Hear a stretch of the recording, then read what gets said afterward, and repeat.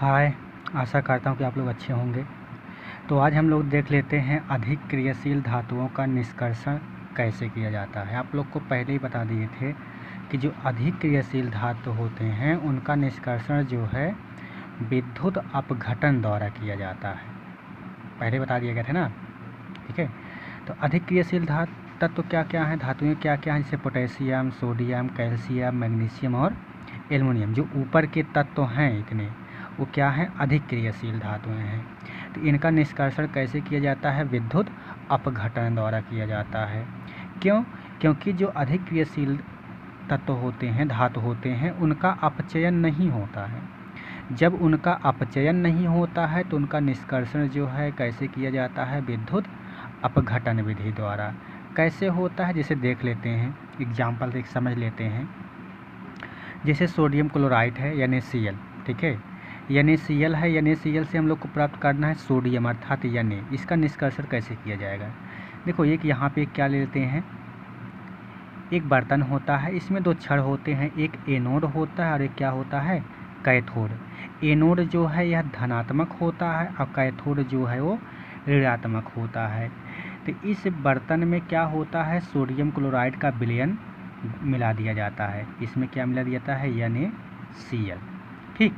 उसके बाद एनोड और कैथोड को अर्थात पॉजिटिव छड़ को और नेगेटिव छड़ को, इसको एक बैटरी से जोड़ दिया जाता है। जब बैटरी से जोड़ दिया जाता है तो इसमें जब विद्युत धारा प्रवाहित होती है तो जो NaCl होता है इसका अपघटन होने लगता है।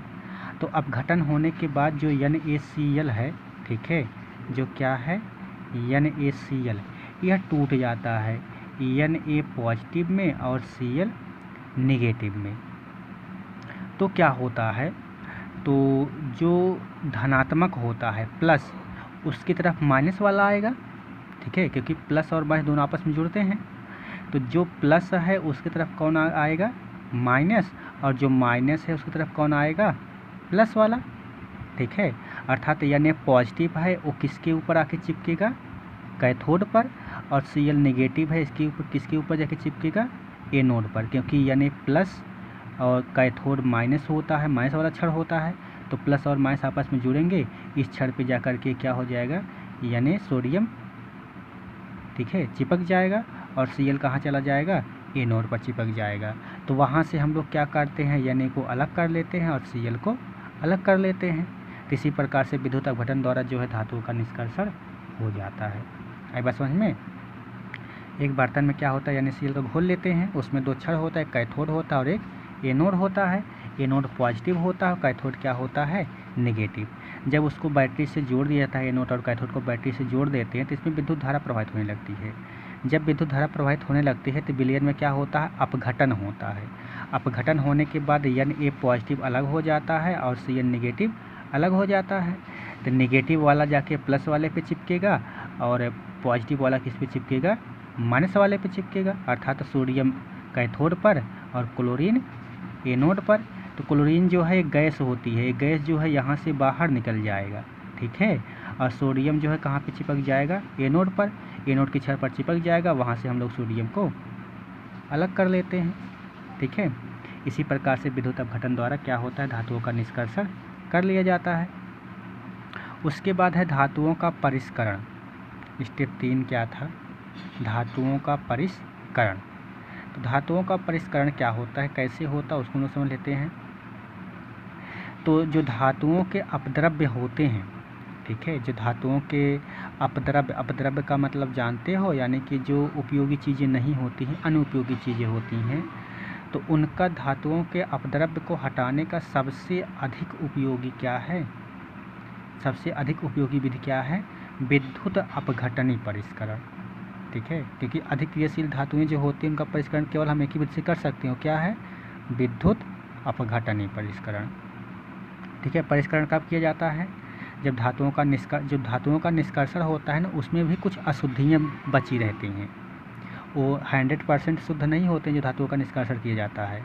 तो उसको 100% शुद्ध करने के लिए धातुओं का परिष्करण किया जाता है, ताकि उसमें से कुछ भी अशुद्धियाँ ना रहें, पूरा क्या हो जाए, शुद्ध धातु प्राप्त हों, यानी कि 100% 99.99% क्या हो, शुद्ध धातु प्राप्त हो। उसके लिए क्या किया जाता है, धातुओं का परिष्करण किया जाता है। धातुओं का परिष्करण किस विधि से किया जाता है? विद्युत अपघटनीय परिष्करण द्वारा किया जाता है। कैसे होता है इसको हम लोग समझ लेते हैं। चलिए देखते हैं, एक एग्जाम्पल लेते हैं। एग्जाम्पल में आप लोग देख रहे हैं कि क्या है, ठीक है। एक ये भी क्या है, बर्तन है, ठीक है। यहाँ भी क्या होता है, एक एनोड लगा होता है, एक और क्या लगा होता है, एक एनोड का छड़ और एक कैथोड का छड़। एक किसके छड़ हैं जानते हो? कॉपर के, Cu, ठीक है। Cu के क्या है, ये दोनों छड़ हैं। एक एनोड है और एक क्या है, कैथोड है। एनोड वाला जो है मोटा छड़ है और कैथोड वाला जो है क्या है, पतला छड़ है। इसको भी एक बैटरी से जोड़ दिया जाता है, ठीक है। और इसमें क्या मिला जाता है, अम्लीय कॉपर सल्फेट का विलयन इसमें मिला दिया जाता है, यानी कि CuSO4 इसमें मिला दिया जाता है, ठीक है। तो इसमें जब CuSO4 मिला दिया जाता है तो इसको बैटरी से जोड़ दिया जाता है। यहाँ पे कुंजी लगी होती है, कुंजी को जब जोड़ देते हैं तो इसमें विद्युत धारा प्रवाहित होता है। जब विद्युत धारा प्रवाहित होता है जिसमें भी क्या होता है, अपघटन होता है। अरे बात समझ में, जब इसमें विद्युत धारा प्रवाहित किया जाता है तो क्या होगा, इसमें अपघटन। अपघटन का मतलब Cu अलग होगा, SO4 अलग होगा। यही अपघटन का मतलब टूट करके क्या हो जाएंगे, बिखरेंगे, वही होता है अपघटन। तो जब इसमें विद्युत धारा प्रवाहित किया जाता है तो जो होते इसमें अपघटन होता है, तो जो भी अशुद्ध अपघटन होते हैं वो विलयन में घुलने लगते हैं, ठीक है। जो भी अशुद्धियाँ होती है विलयन में क्या होंगी, पूरी तरीके से घुल जाएंगे। और जो शुद्ध कॉपर होता है क्या होता है, एनोड से निकलेगा, ठीक है, वो कैथोड पे आकर के चिपकने लगेगा। और जो पॉजिटिव और नेगेटिव होते हैं यहाँ से इसके माध्यम से इस पे आने लगेगा, यानी कि जो धन आयन होता है कहाँ आने लगेगा, यहाँ ऊपर से तार से होते हुए यहाँ आएगा। और जो कॉपर होते हैं वो एनोड से निकल करके क्या होते हैं, कैथोड पे आकर के चिपकने लगते हैं। और जो SO4 होता है वह गैस होती है, वह क्या होती है, वह गैस जो है बाहर निकलने लगती है। तो यही क्रिया क्या होती है, कुछ टाइम तक हम लोग करते रहते हैं, ठीक है। जब तक विद्युत धारा हम लोग कुछ टाइम तक प्रवाहित करते हैं, ठीक, यही इसका अपघटन होगा। जो अशुद्धियाँ होंगी विलयन में घुल जाएंगी और जो कॉपर होगा वह एनोड से निकल करके कैथोड पे आकर के चिपकने लगेगा। कुछ देर तक यह प्रक्रिया चलती रहती है।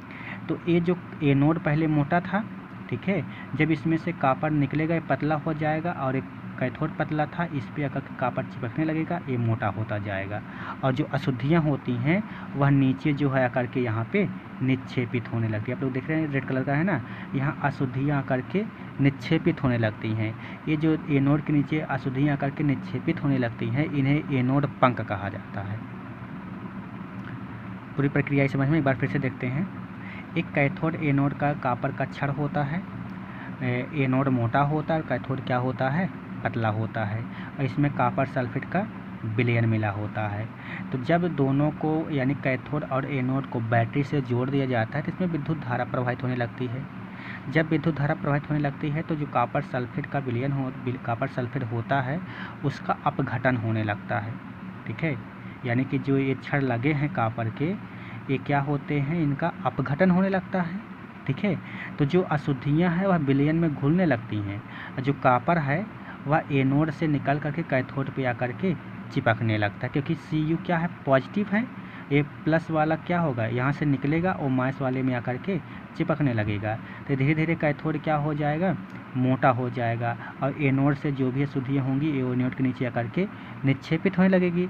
तो जो अशुद्धियाँ एनोड के नीचे निक्षेपित होती हैं उन्हें एनोड पंख कहा जाता है। और यहाँ जब कॉपर आकर के कैथोड पर चिपक जाएगा तो वहाँ से हम लोग कॉपर का परिष्करण कर लेंगे और शुद्ध रूप से कॉपर को हम लोग प्राप्त कर लेंगे। यही था पूरा का पूरा प्रोसेस, अर्थात किस प्रकार से विद्युत अपघटनीय परिष्करण होता है। उम्मीद है समझ में आया होगा। समझ में आया ना? ओके, तो आज के लिए बस इतना ही रखते हैं। आगे है संक्षारण।